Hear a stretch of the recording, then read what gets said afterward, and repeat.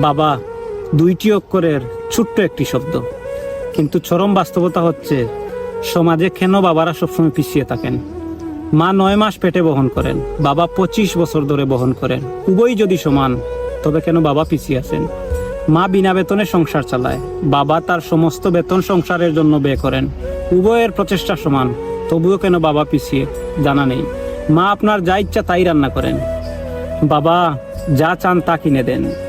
উভয়ের ভালোবাসা সমান, তারপরেও বাবা কেন পিছিয়ে? আমি জানি না।